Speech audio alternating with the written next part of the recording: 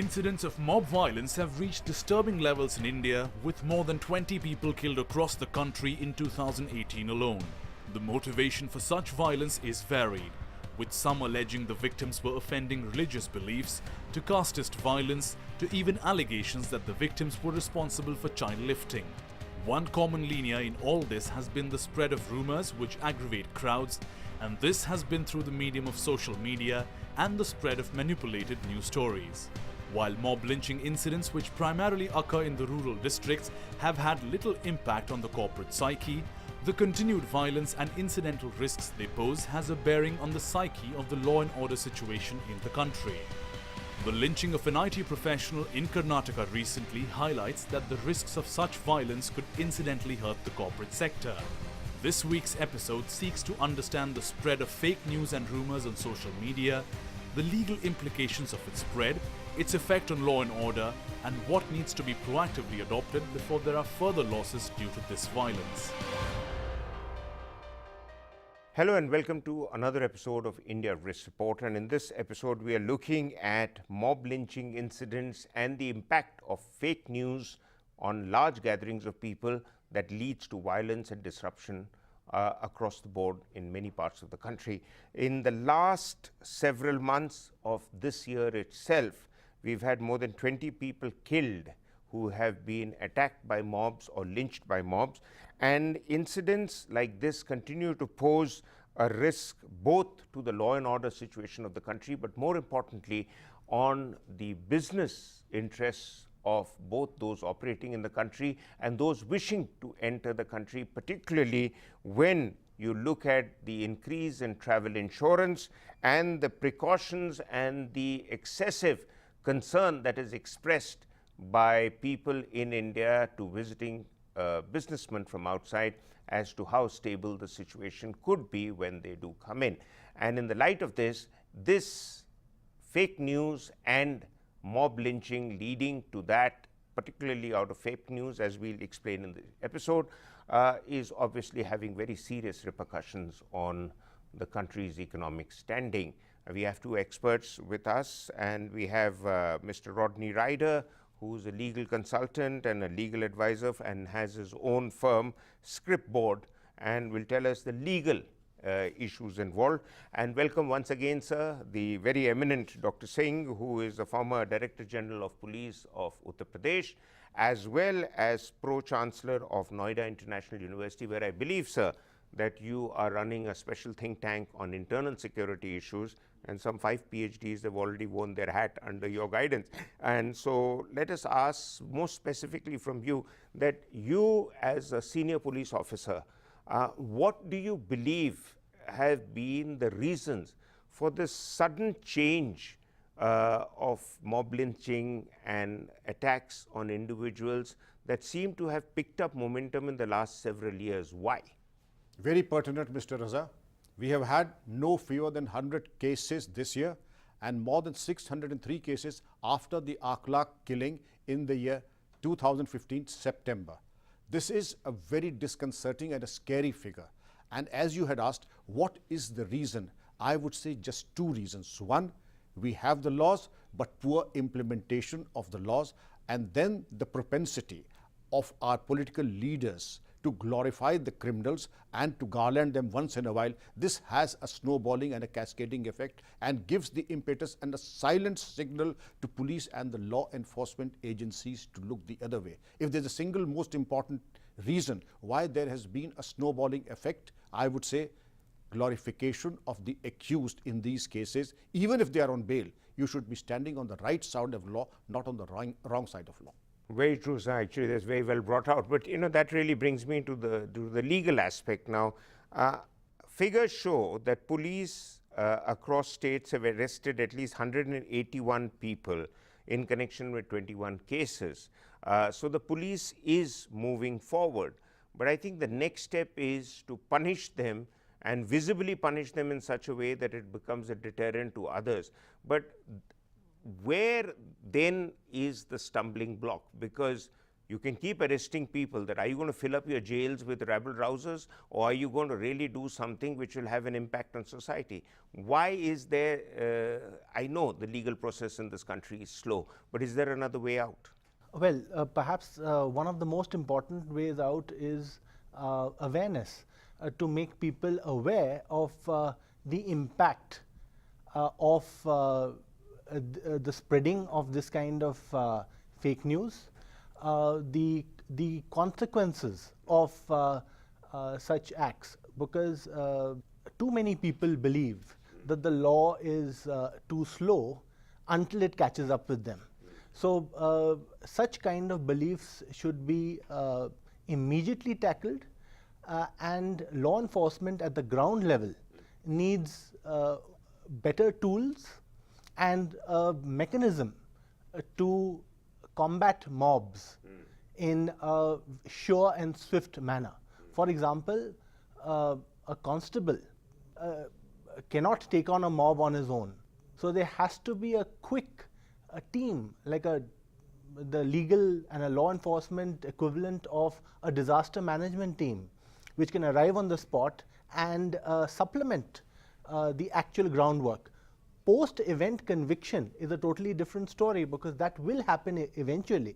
But what about the prevention of such incidents? Dr. Singh, sir, another worrying statistic is that 1/3 or 30% of the attacks were reported in states that are ruled by the Bharatiya Janata Party, which also has a government in the center.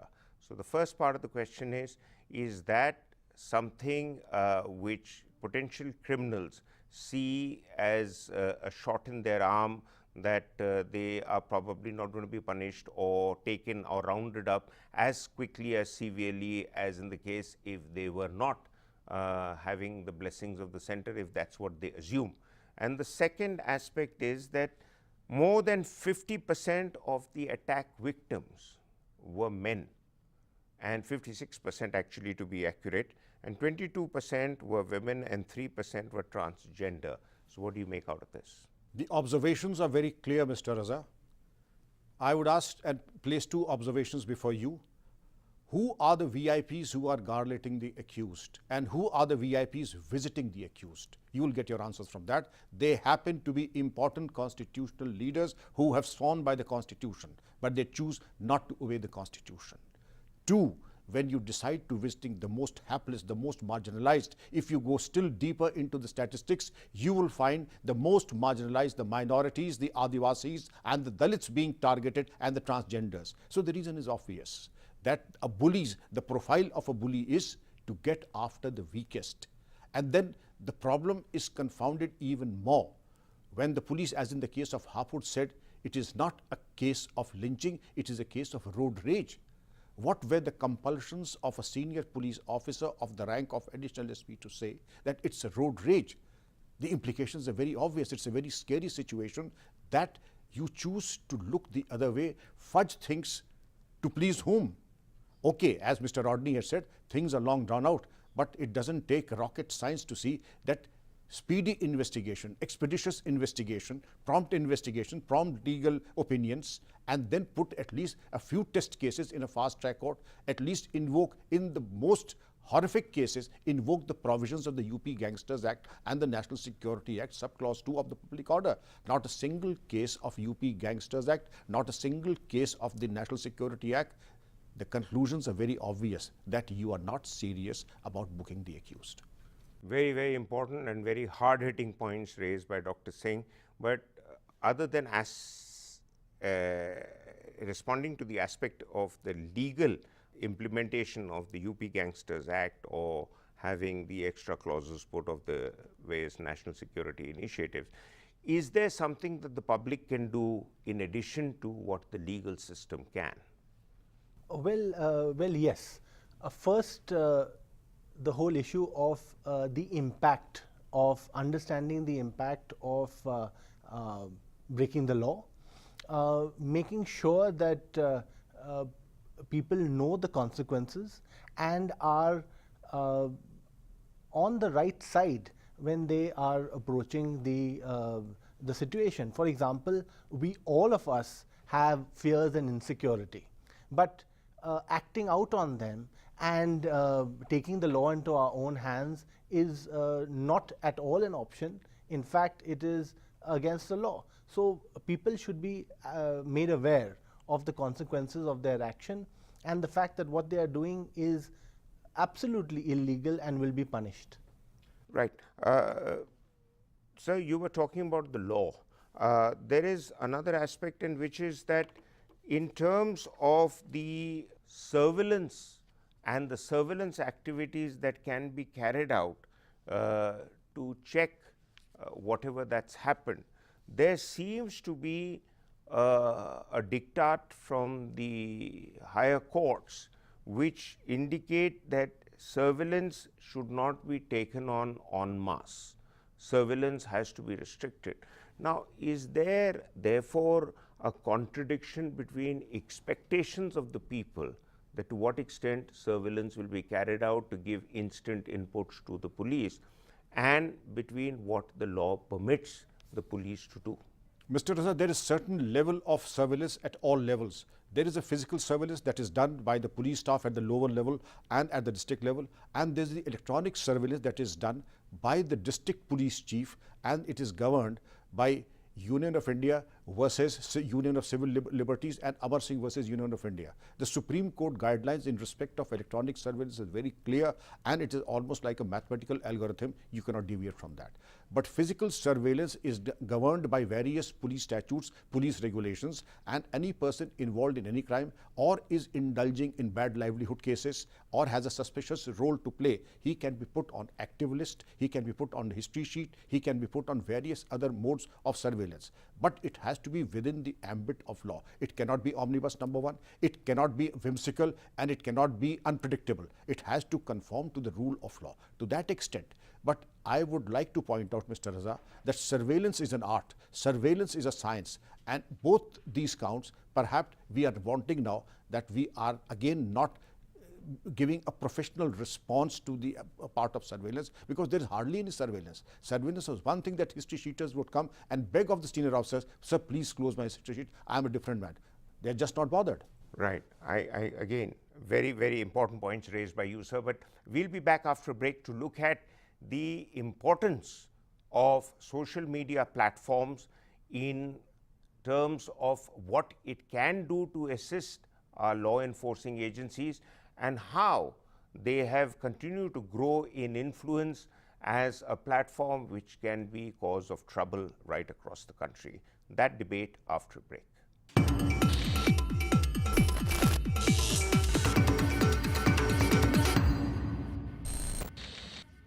Welcome back. We are looking at issues related with mob lynching and fake news and how it is impacting both the stability of Indian society and the investor confidence and that of businessmen wanting to visit India. And does India continue to look at as a safe destination or not? Rodney, the Indian Constitution guarantees as citizens the fundamental right to speech. Article 19, but it does not explicitly provide for freedom of press. But very often, the press does tend to go in a bit of a tizzy with information which is coming, which may or may not have been authenticated and double-checked, and which then raises wide amount of concern. So there is that one aspect about the press. The other aspect is it has been seen that of the 69 mob violence cases related to rumors of child lifting, 77% were eventually attributed to fake news through social media. And so social media has now become such an obsession with everybody that whatever comes to you, you keep forwarding it. And I'm told WhatsApp, which is a very popular form of social media, is so encrypted that unless it goes to your system from my system, nobody in between can intercept or read what is being sent. So you can keep raising temperatures without the authorities being able to calm them down. Is that correct? That is correct in terms of technology and the use of encryption. So there are a few levels at which we have to tackle this crisis. First, understand what is fake news, because across the board what can be fake for someone can be somebody else's fact. Professional news agencies go through a hierarchy and a system, a modus of checking news, which individuals have no clue about, at least many an individual. So what next? The first is to have a responsible entity collect a database of fake news. There's a lot going around. There are morphed videos, there are morphed pictures, messages, and all of them should be tagged and removed immediately. So you don't have to intrude into anybody's phone to do so. Constitutional liberties are protected. The next step is to look at an incident response system, because when you look at the platform itself, there is only so much that a platform like an instant messaging service can do. They can do some sort of internal censoring, flagging certain types of posts which are in their database, but you're absolutely right, when it comes to fresh incidents and fresh rumors, the law enforcement has to work closely in order to monitor such a situation. Dr. Singh, sir, I just take it further from where Rodney has left us. And then what are the global standards for effective social media monitoring that we can adopt here in India while still respecting the rule of the land and the rule of law, at the same time ensuring that those who are in this business of spreading rumors and confusion through social media are brought to book and contained?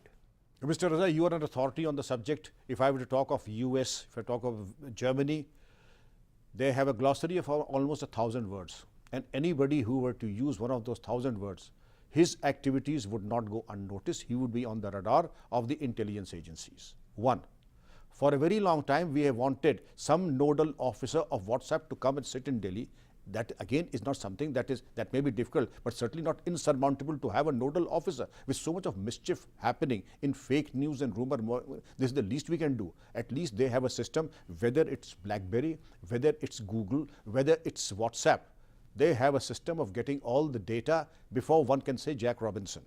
I, for one, know that I know the person.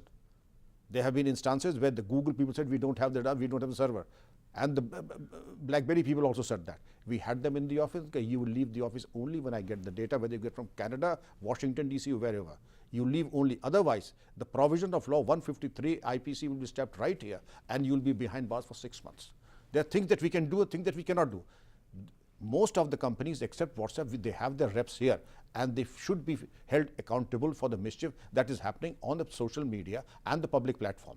And they cannot be let off the hook. But just to take this thing forward, but do you think there is a shortcoming in the form of our establishment which is not going public by clarifying what is freedom of speech and what is not to be done within freedom of speech that could be detrimental to national interest? I know we cannot become a control state like the Chinese, but I also am aware that of late in some troubled areas like J&K, a certain amount of constraint on the use of social media has now been brought to bear after all the damage has been done over the last 10 to 20 years when we should have been more alert to it. So is it a typical case of the government being ignorant purely because they know not any better, or is it by design? I would not like to believe what you're saying, but the end product seems to be the same. Look, there is a new term that has come in the last 3 months, and that is digital curfew. As it happens in Kashmir, as it happened in Haryana, digital curfew is the ultimate that we can do now, that if things are getting out of hand, impose a total ban on the internet and the WhatsApp. That is not a very healthy thing to do. I would rather traditional policing, traditional surveillance, infiltrate your men into people of social groups, have your system of network very active and efficient, and get the information. Of course, I don't say that you can penetrate every social group, but it is possible to at least penetrate the suspect 10% of the groups, and you will have done your job if you are able to do that. You will get very ready information. Get the end product, go backwards, and then you will find that the videos morphed from Syria and Iraq, transplanted into Muzaffarnagar and Purnia. You will get to the bottom of this, but at least make an honest attempt. Our cyber security cells and our cyber skills need a lot of upgradation and honing of the skills. despite the fact that we continue to boast that we are a knowledge power as far as IT are concerned, but we seem to be floundering on very basic issues, as Dr. Singh has very, very finely articulated. Back to you, Rodney. The thing is that what do you suggest could be the way that the local authorities, both at the city and the state level and at the national level, can do within constitutional limits to contain this spread of mob lynching, this tendency? Because, I mean, is it that it just happens out of a sudden reaction of hatred inside a person, that four guys see a particular person going that direction and they lynch him? Or, as has just recently been the case, the very famous Swamiji has been also lynched by a mob and hurt by a mob. Now, certainly no sane person should be doing that to a harmless religious preacher. Yes, I agree. Not all cases of lynching appear to be the same. The local police will definitely know better, but there are a lot which are politically motivated. There are a lot which have a different color. Now, and then there are cases that rise out of fear and insecurity. Rumors of kidnappers and molesters on the loose. Now, the local enforcement needs to be equipped and enlightened enough to handle these cases. Just an interruption, that, you know, we are saying social media spreads all this rumors and therefore excites a mob. But a lot of these guys who actually do the lynching in villages and in small towns, I don't think they are completely influenced by social media. They're not the type who are so savvy with all these gadgetry. They seem to, for instance, in the cases in Meghalaya and Assam, where people have been lynched purely because they were on a holiday and people thought they were child lifters, and, you know, lathi wielding farmers and various others landed up and lynched them. Now, I don't think they were sitting and monitoring social media to get motivated. There was something more. Right. You know, they could, as I said earlier, there could be different motivations or different triggers and different sets of people indulging in lawlessness. But it is the duty of law enforcement to ensure that law is maintained. Now, it could well be that a national assessment needs to be done and is long overdue of the kind of techniques and equipments being used to handle mobs. Okay, so Dr. Singh, sir, last question. Pew Research Center in 2017, their analysis has said that India ranked as the most populous country and unfortunately on the top of the world for religious intolerance. Is that a fair comment? I wish I could contradict the Pew's remarks, but the fact remains that till 30 years ago there was a term La Chiragi. We used to put cases as test cases, and those, there were mob lynchings even then, there were attacks on the police stations even then. But the fact remains that those who did that were hounded till their funerals and till their antim sanskars. And that is what was known as gaon mein, there is La Chiragi in this gaon. Have we pursued a single case with that vigor?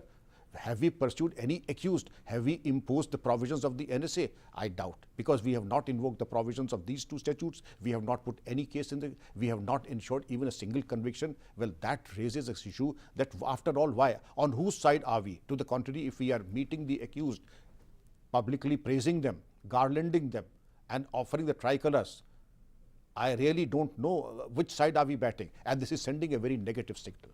And unfortunately, this is being done by some politicians who are educated and articulate. I mean, we are not looking at some politician who has just made their constituency out of this kind of people supporting them. But here is somebody who could be sitting in the boardrooms of top companies and discussing. Who sat in the boardrooms? Who sat in the boardrooms? Absolutely. And could be discussing much bigger issues than just garlanding riffraffs. But thank you very much for being with us on the show. And quite clearly, mob lynching and the fake news industry is something that is very worrying for India and its economy. And equally worrying is the fact that our establishment is not using even what exists with them as the authority to curb these incidents and put an end to it, but allowing things to deter and continue to get out of hand till it becomes an embarrassment for the country. Let's hope things will change. Until then, goodbye, and we'll be back next week with another episode.